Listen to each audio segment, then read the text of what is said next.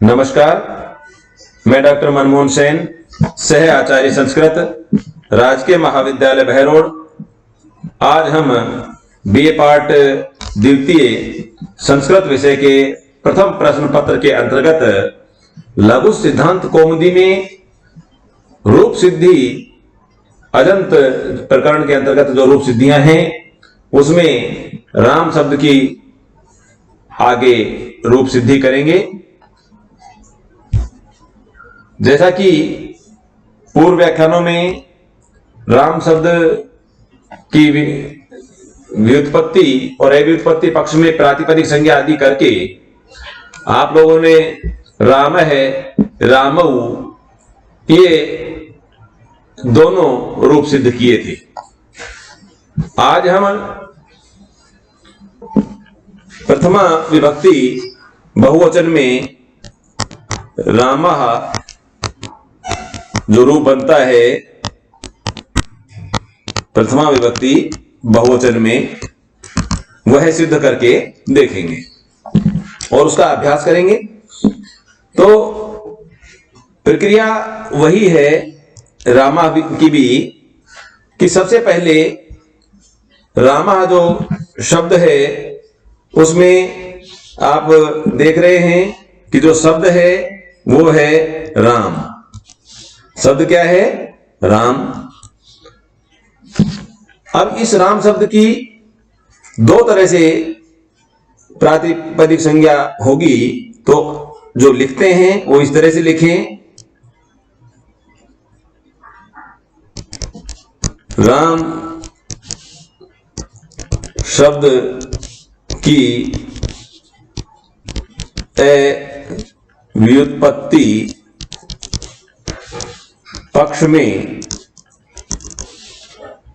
जो सूत्र है अर्थ वद धातु रय प्रत्यय प्रातिपदिकम से तथा व्युत्पत्ति पक्ष में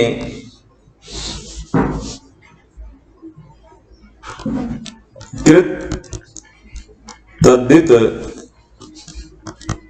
समासाश्च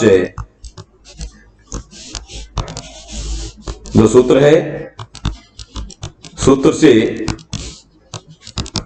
प्रातिपदिक संज्ञा। सबसे पहले किसी भी जो शब्द होता है उसकी प्रातिपदिक संज्ञा होती है। प्रातिपदिक संज्ञा विधायक है, दो सूत्र हैं। एक अव्युत्पत्ति पक्ष अर्थात कोई भी जो सार्थक शब्द होता है अर्थवान होना चाहिए, धातु न हो और प्रत्यय न हो, उसकी प्रातिपदिक संज्ञा होती है। दूसरा जो व्युत्पत्ति पक्ष है व्याकरण आदि जिसमें होता है, तो व्याकरण पक्ष में कृत तद्धित समासाश्च कृदंत तद्धितांत और समास की भी प्रातिपदिक संज्ञा होती है। तो ये दो जो सूत्र हैं अर्थ धातु प्रत्यय प्रातिपदिकम और कृत तद्धित समासाश्च, ये दोनों सूत्र प्रातिपदिक संज्ञा विधायक हैं। और इन दोनों सूत्रों से सबसे पहला काम हुआ कि किसी भी शब्द की राम शब्द जो सीखे उसकी प्रातिपदिक संज्ञा होगी। जैसे ही प्रातिपदिक संज्ञा होगी तो हमारे जो सूत्र है सो अवदस अमौसस ताभ्याम भी गेभ्याम में रसिभ्याम में असोषम गेवसो, ये जो सूत्र है इस सूत्र से हम सुम आदि प्रत्यय लाते हैं। तो पहले वाले व्याख्यानों में आपको बताया गया, तो उसको सोमदस जो सूत्र है संक्षेप में लिख दिया था। और रामा रूप सिद्ध करने के लिए भी 3-4 सूत्र कल वाले व्याख्यान पिछले वाले व्याख्यान में आपको बतलाए गए, उनका भी अभ्यास करना है।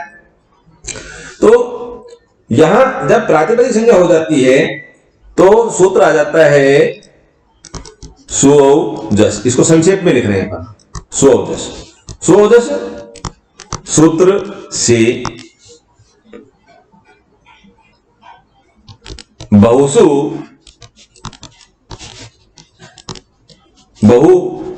बहुवचनम की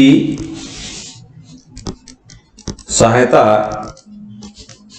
से क्या हुआ, सुमोजस सूत्र से प्रत्यय आते हैं, बहुवचन की सहायता से, यानी बहुतों को कहने की इच्छा से, बहुत्व की विवक्षा में सहायता से बहुत्व की विवक्षा,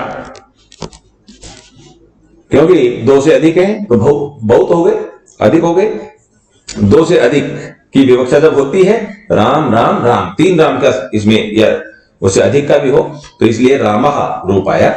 तो बहुत की विवक्षा में प्रथमा विभक्ति एक, प्रथमा विभक्ति बहुवचन में कौन सा प्रत्यय आया, जस प्रत्यय, सु औ जस, तो जस प्रत्यय जैसे आया, जस प्रत्यय, ठीक है, ऐसे लिखेंगे। तो क्या स्थिति बनेगी, राम धन जस, ये स्थिति हो गई।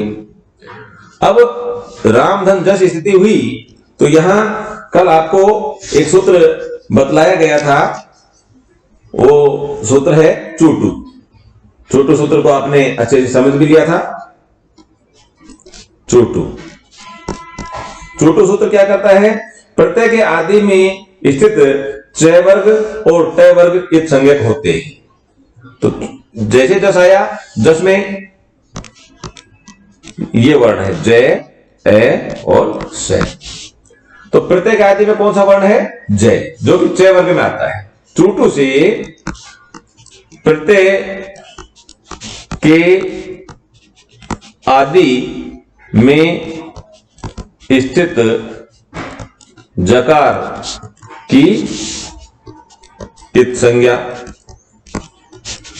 और जैसे किसी वर्ण की संज्ञा होती है, तस्य लोप है से उसका लोप हो गया। तो जैसे कि जो जय, ए और जो से ऐसे थे, तो प्रत्यय के आदि में स्थित च वर्ग, अब च वर्ग में जय भी आता है, जय छह जय नहीं आते सब, तो जय की संज्ञा हो गई, तस्य लोप जिसका लोप हो गया। तो रूप क्या बचा, राम धन अस, ये स्थिति बनी। अब इसमें यहां पर जो सूत्र है वो आता है, राम के मैं में ए है और यहां ए है। यहां यद्यपि अकय सवर्ण दीर्घ है, सूत्र से सवर्ण दीर्घ हो जाना चाहिए, लेकिन सूत्र आता है प्रथमयो पूर्व सवर्ण है, प्रथमयो पूर्व सवर्ण है। ये सूत्र क्या करता है, प्रथमा या द्वितीय विभक्ति का अच परे रहते पूर्व सवर्ण दीर्घ आदेश हो जाए तो प्रथमा और द्वितीय विभक्ति प्रथमा विभक्ति के अंतर्गत है। तो इस सूत्र से पूर्व सवर्ण दीर्घ, इसको कहते हैं पूर्व सवर्ण दीर्घ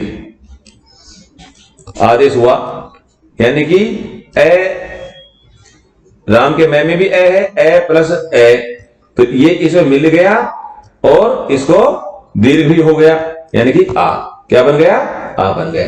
ए प्लस ए मिल गया, पूर्व वाले ए में, राम के मैं में जो ए है उसमें मिल गया और उसको दीर्घ भी आदेश हो गया है। इसलिए अब इसको दीर्घ आदेश कर दिया तो रूप क्या बनेगा, ये इसमें मिल गया और इसको दीर्घ भी हो गया, तो स्थिति बन गई रामास। अब इसको रामास जब बन गया आपका, तो अगली प्रक्रिया क्या होगी कि हम लोग यहां देख रहे हैं अगली प्रक्रिया में, तो यहां देख लीजिए, ऐसे लिखेंगे रामास, रामास हो गया।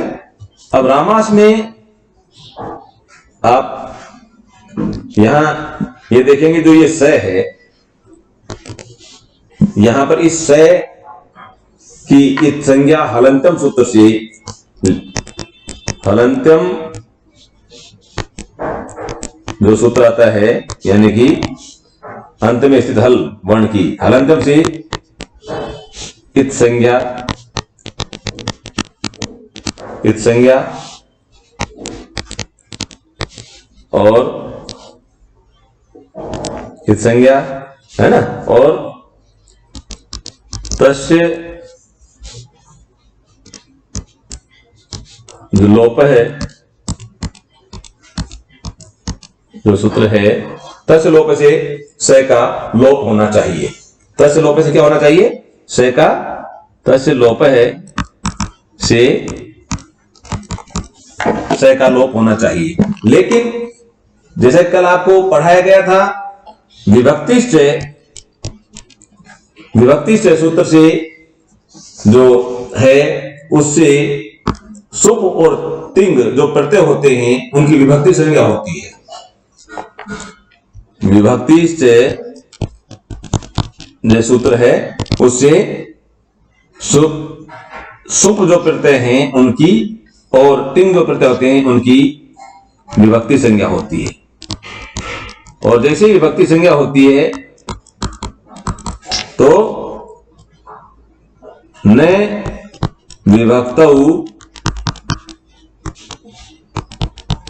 तुष्मा जो सूत्र है वो क्या कहता है? विभक्ति में स्थित तय वर्ग सकार और मकार की इत संज्ञा नहीं होती, तो इसमें स आता है, तो इस स की से इत संज्ञा व लोप का निषेध हो जाता है।